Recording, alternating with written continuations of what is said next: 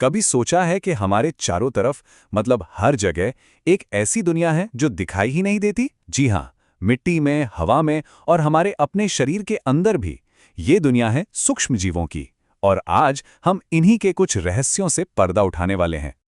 तो सवाल ये उठता है, ये जो हर जगह मौजूद हैं, ये हमारे लिए अच्छे हैं या बुरे? मतलब दोस्त हैं या दुश्मन?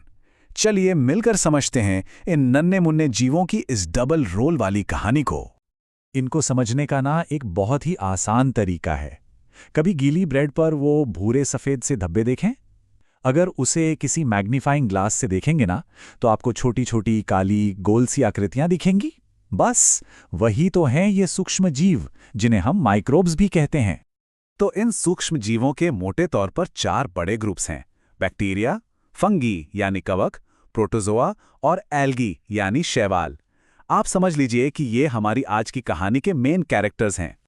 अरे हाँ, एक और किरदार भी है इस कहानी में, वायरस यानी विषाणु। अब ये थोड़ा अलग है बाकियों से। पता है क्यों? क्योंकि ये सिर्फ किसी और जीव के शरीर के अंदर ही जिंदा रह सकता है और अपनी संख्या बढ़ा सकता है। जो हमें आम सर्दी जुकाम होता है ना, उससे लेकर पोलियो और चेचक जैसी बड़ी बड़ी बीमारियां इन्हीं की देन हैं। तो चलिए कहानी का पहला हिस्सा शुरू करते हैं और देखते हैं कि ये सूक्ष्म जीव कब और कैसे हमारे दुश्मन बन जाते हैं। तो जो सूक्ष्म जीव हमारे लिए नुकसानदेह होते हैं या बीमारियां फैलाते हैं, उन्हें एक खास नाम दिया गया है, पैथोजेंस यानी रोगाणु। और ये दुश्मन हमारे शरीर में घुसने के कई रास्ते जानते हैं। हवा से, पानी से, खाने से, कहीं से भी आ सकते हैं। सोचकर देखिए, जब कोई छींकता है तो हवा में हजारों वायरस फैल जाते हैं। और ऐसी ही बीमारियों को हम संचरणीय रोग कहते हैं, जो एक इंसान से दूसरे में फैलती हैं। मतलब खतरा हर तरफ से है। जैसे टीबी फैलाने वाला बैक्टीरिया हवा में छिपा हो सकता है, तो वहीं मलेरिया फैलाने वाला प्रोटोजोआ एक मच्छर के जरिए हम तक पहुंचता है। यानी अलग अलग दुश्मन और उनको फैलाने का तरीका भी अलग अलग। पर रुकिए, ये तो कहानी का सिर्फ एक ही पहलू था। अब जरा सिक्के को पलटते हैं और देखते हैं कि यही सूक्ष्म जीव हमारे सबसे अच्छे दोस्त कैसे हो सकते हैं। तो देखिए, एक तरफ ये बीमारी फैलाते हैं तो दूसरी तरफ दवाइयाँ बनाने में मदद करते हैं। एक तरफ ये खाना खराब करते हैं तो दूसरी तरफ खाना बनाते भी हैं। यही तो है इनकी कमाल की डबल रोल वाली दुनिया। चलिए अब देखते हैं कि ये हमारे लिए क्या क्या बढ़िया काम करते हैं। पता है, हमारी किचन में बहुत सारी पसंदीदा चीजें इन छोटे छोटे मददगारों के बिना बनी नहीं सकती। दूध से दही जमाने वाला लैक्टोबैसिलस बैक्टीरिया हो या ब्रेड और केक को फुलाने वाला यीस्ट, ये सब हमारी रसोई के असली शेफ हैं। और ये होता कैसे है? एक प्रक्रिया है जिसे किण्वन या फॉर्मेंटेशन कहते हैं। 1857 में लुई पास्चर ने इसकी खोज की थी। इसमें होता यह है कि यीस्ट जैसे सूक्ष्म जीव चीनी को अल्कोहल और कार्बन डाइऑक्साइड गैस में बदल देते हैं। यही वो जादू है जिससे ब्रेड फूलती है और अल्कोहल भी बनता है। और अब सुनिए एक बहुत ही दिलचस्प कहानी। साल था 1929। अलेक्जेंडर फ्लेमिंग नाम के एक साइंटिस्ट ने गलती से एक ऐसी चीज देखी जिसने मेडिकल साइंस की दुनिया ही बदल दी। उन्होंने देखा कि एक तरह की फफूंद बैक्टीरिया को बढ़ने से रोक रही थी, बल्कि उन्हें मार भी रही थी। फ्लेमिंग की इसी एक्सीडेंटल खोज से जन्म हुआ एंटीबायोटिक्स का। ये वो दवाइयां हैं जो दूसरे बीमारी फैलाने वाले माइक्रोब्स को या तो मार देती हैं या फिर उनकी ग्रोथ को रोक देती हैं। स्ट्रेप्टोमाइसिन, टेट्रासाइक्लिन जैसी दवाइयां जो आज हमारी जान बचाती हैं, वो असल में एक सूक्ष्म जीव का दूसरे सूक्ष्म जीव पर हमला ही तो है। तो देखिए, ये 3 तारीखें कितनी जरूरी हैं।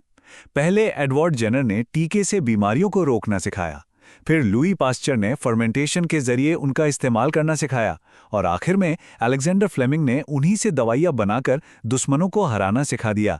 कमाल है ना? अच्छा, तो अब हम ये जान गए हैं कि ये दोस्त भी है और दुश्मन भी। तो सवाल ये है कि हम इन्हें कंट्रोल कैसे करते हैं, इनके साथ रहते कैसे हैं। अपने घरों में ही देखिए, जब हम अचार में नमक या तेल डालते हैं या दूध को उबालते हैं या फिर खाने को फ्रिज में रखते हैं, तो हम असल में क्या कर रहे होते हैं? हम बस उन माइक्रोब्स को बढ़ने से रोक रहे होते हैं जो खाने को खराब कर सकते हैं। इन सब घरेलू नुस्खों के पीछे यही सिंपल साइंस काम करता है। और बीमारियों से बचने का एक और स्मार्ट तरीका है, वैक्सीन्स यानी टीके। ये एक तरह से हमारे शरीर की आर्मी को ट्रेनिंग देने जैसा है। इसमें मरे हुए या बहुत ही कमज़ोर माइक्रोब को शरीर में डाला जाता है ताकि हमारा इम्यून सिस्टम असली दुश्मन से लड़ने के लिए पहले से ही तैयार हो जाए, वो भी बिना बीमार पड़े। अभी तक तो हमने सिर्फ सेहत और खाने की बात की, पर सच तो यह है कि इन सूक्ष्म जीवों का सबसे बड़ा और ज़रूरी काम पूरे के पूरे प्लैनेट को चलाना है। जी हाँ, ये हमारी पृथ्वी के अदृश्य आर्किटेक्ट हैं। सोचिए, अगर ये ना होते तो क्या होता? हमारी धरती मरे हुए पेड़ पौधों और जानवरों के ढेर से पट जाती। ये सूक्ष्म जीव ही तो हैं जो इन सब चीजों को सड़ा गलाकर वापस सिंपल पदार्थों में बदल देते हैं, जिससे मिट्टी उपजाऊ बनती है। ये नेचर की क्लीन अप क्रू हैं। अब एक और कमाल की बात सुनिए। हमारी हवा में 78% नाइट्रोजन गैस है और ये जिंदगी के लिए बहुत ज़रूरी है। लेकिन एक प्रॉब्लम है, पौधे और जानवर इसे सीधे हवा से नहीं ले सकते। तो फिर जिंदगी कैसे चलती है? इसका जवाब एक बार फिर माइक्रोब्स के पास है। ये एक पूरा साइकिल चलाते हैं जिसे नाइट्रोजन साइकिल कहते हैं। कुछ बैक्टीरिया जो मिट्टी और पौधों की जड़ों में रहते हैं वो हवा की नाइट्रोजन को फिक्स करते हैं, मतलब उसे ऐसे रूप में बदल देते हैं जिसे पौधे सोख सकें। फिर जानवर पौधों को खाते हैं और जब ये सब मर जाते हैं तो दूसरे माइक्रोब्स उस नाइट्रोजन को वापस मिट्टी में मिला देते हैं। ये शायद उनका सबसे बड़ा, सबसे ज़रूरी काम है, जिसके बिना धरती पर जीवन मुमकिन ही नहीं होता। तो फिर आखिर में हम कहाँ पहुंचे, दोस्त या दुश्मन? सच तो यह है कि जवाब है दोनों, और शायद कोई भी नहीं। उन्हें अच्छा या बुरा कहना ठीक नहीं होगा। वो तो बस हैं, हमारी दुनिया का एक ऐसा हिस्सा जिसके बिना काम ही नहीं चल सकता, एक ज़रूरी हिस्सा।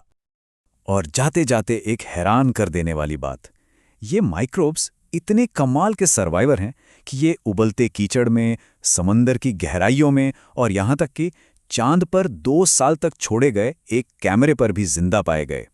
ये बात हमें याद दिलाती है कि इनकी दुनिया कितनी बड़ी, कितनी रहस्यमयी है और अभी भी कितना कुछ है जो हमें इनके बारे में जानना बाकी है।